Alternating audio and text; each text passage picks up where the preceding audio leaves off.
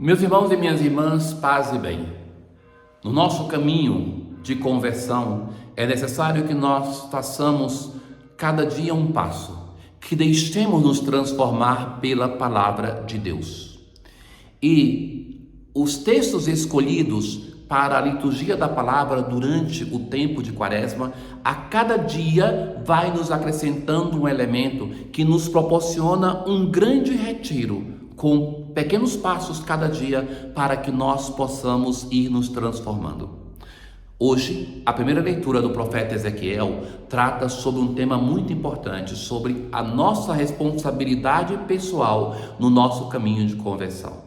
Não é suficiente atribuir as nossas mazelas, o nosso pecado às gerações passadas, à nossa família. Existe uma responsabilidade pessoal e o profeta nos alerta sobre isso. E no Evangelho de hoje, nós escutaremos um pedaço do Sermão da Montanha, aquela primeira antítese, aonde Jesus vai nos falar sobre o mandamento não matarás. Escutemos.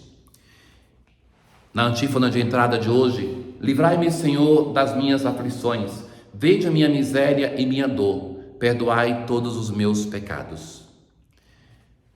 Do profeta Ezequiel: se o ímpio se arrepender de todos os pecados, guardar todas as minhas leis e praticar o direito e a justiça, viverá com certeza e não morrerá.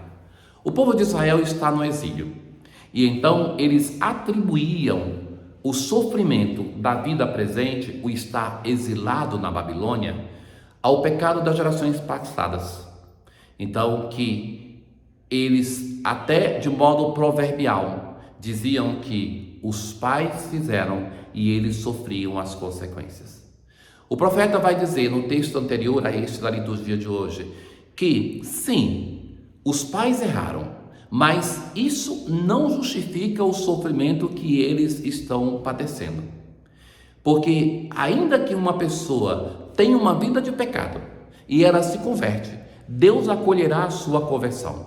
Mas também o contrário, se o justo entra no caminho de pecado, ele não é porque era justo que tem a sua salvação garantida. Veja que é importante isso do texto, porque se por um lado encoraja a quem está imerso no pecado que ainda é tempo de salvação, ainda é o tempo de mudança, e a Quaresma é o tempo favorável, é o momento da graça. Por outro lado, vai dizer para quem é uma pessoa de fé, para o justo, que procure ser perseverante no caminho santo, na reta via, para que possa experimentar a salvação que vem de Deus. Nenhum dos pecados que cometeu será lembrado contra ele, o ímpio que se converte. Será que eu tenho prazer com a morte do ímpio? Pergunta Deus. Por outro lado, se o justo se desviar de sua justiça e praticar o mal, poderá fazer isso e viver?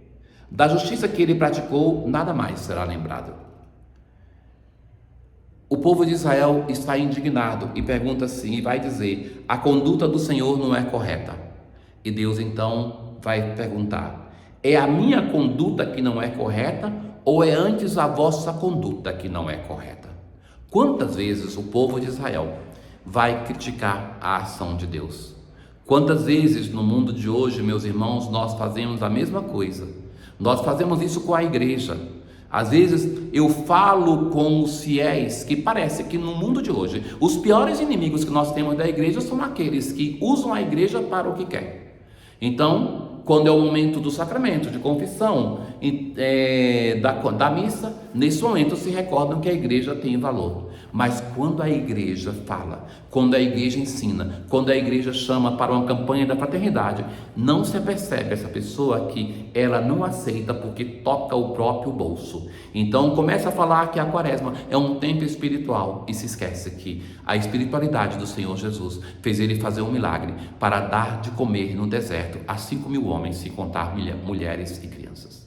Então, a igreja tem 2.000 anos de existência e prepara os seus ministros mais do que qualquer instituição na face da terra. Em qualquer lugar que esteja um sacerdote, seja nas grandes metrópoles que as pessoas muitas vezes estudam muito mais do que no interior, ou no interior, a igreja sempre foi honesta de mandar ministros preparados. E é necessário reconhecer o empenho da Igreja de Cristo com os seus ministros, com a preparação, que mínimo se pode esperar que nós conheçamos mais do Evangelho, da doutrina, do que uma pessoa que praticamente não estudou nada. Quando o ímpio se arrepende do mal que praticou e observa o direito e a justiça, conserva a própria vida. Arrependendo-se de todos os seus pecados, com certeza viverá, não morrerá. O Salmo 129, das profundezas eu clamo a vós, Senhor, escutai a minha voz. Se levardes em conta nossas faltas, quem haverá de subsistir? No Senhor ponho a minha esperança, espero em sua palavra. Ele vem libertar a Israel de todas as suas culpas.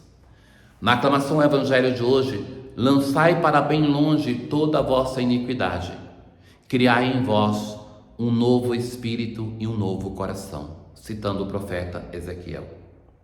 Nós já encontramos o texto do Evangelho nos domingos do tempo comum, há pouco tempo, escutando o Evangelho de Mateus do tempo comum. Depois que Jesus, no sermão da montanha, vai falar das bem-aventuranças, depois aquela parábola do sal da terra e luz do mundo, Jesus começa a tecer comentários sobre o Antigo Testamento, sobretudo sobre os mandamentos, e chamando a uma prática que não seja somente exterior, mas uma prática de vida, de conversão, de mudança radical. E começa assim: se a vossa justiça não for maior que a justiça dos mestres da lei e dos fariseus, que era muito externa, somente para ser vista, vós não entrareis no reino dos céus. Então Jesus já antes vai dizer que não veio abolir a lei e os profetas, mas levá-la à plenitude. E a plenitude da lei e dos profetas é uma mudança radical de vida. Irmãos meus, a Quaresma nos chama a isso, a esta mudança de vida, a não somente maquiar a nossa história. Vós ouvistes o que foi dito, não matarás. Eu, porém, vos digo, é Jesus mesmo que comenta, não cita nenhum comentarista outro, é ele. Quem matar será condenado pelo tribunal. Eu, porém, vos digo, todo aquele que se encoleriza, que xinga o seu irmão de patife, de tolo, será condenado ao fogo do inferno. Veja que é interessante que o tribunal era aquilo que tinha diversos, em qualquer cidade do povo de Israel. Então era uma coisa assim simples. Então Jesus fala: quem mata vai ser levado ao tribunal, mas quem faz uma coisa que parece menor, esse vai para o fogo do inferno. Portanto, quando tu estiveres levando a tua oferta, essa oferta quem levava? O sacerdote, uma vez por ano, em um momento solene, e lembrar que o teu irmão tem algo contra ti, deixa a tua oferta. Vai primeiro reconciliar-te com o teu irmão. Muitas vezes nós partimos do pressuposto que a relação com Deus é aquela mais determinante.